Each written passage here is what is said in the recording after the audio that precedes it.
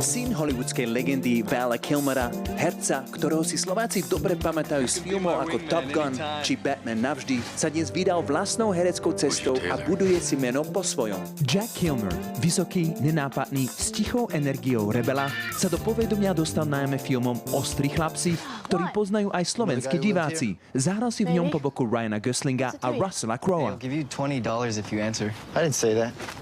V San Diegu na Comic-Cone sa mi s ním podarilo nakrútiť krátky rozhovor. Hovorili sme o jeho kariére aj o novom filme, ktorý spája americké predmestie a morskú panu.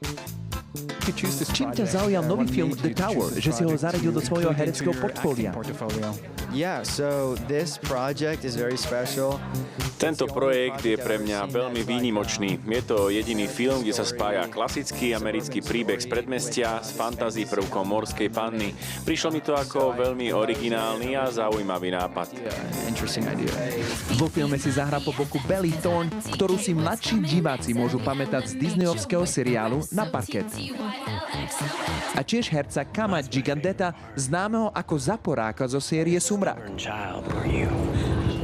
Film The Tower je momentálne v postprodukcii. Jack má za sebou viacero projektov, no zlom v jeho kariére prišiel pri jeho úplne prvom filme.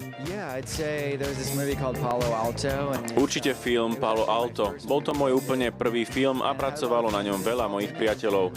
Bola to naozaj výnimočná prvá skúsenosť. Boli sme veľmi kreatívni a do filmu sme vložili veľa vlastných zážitkov a emócií. Myslím si, že už asi nikdy nezažijem nič podobné. Vo filme Palo Alto si Jack zahral aj so svojím otcom Valom Kilmerom, dnes o to silnejší moment.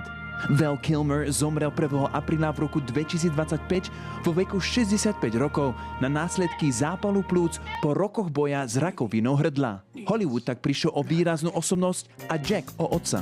Slávne meno mu však nezaručuje jednoduchú cestu, tu si musí vybojovať sám. Je to veľmi ťažké.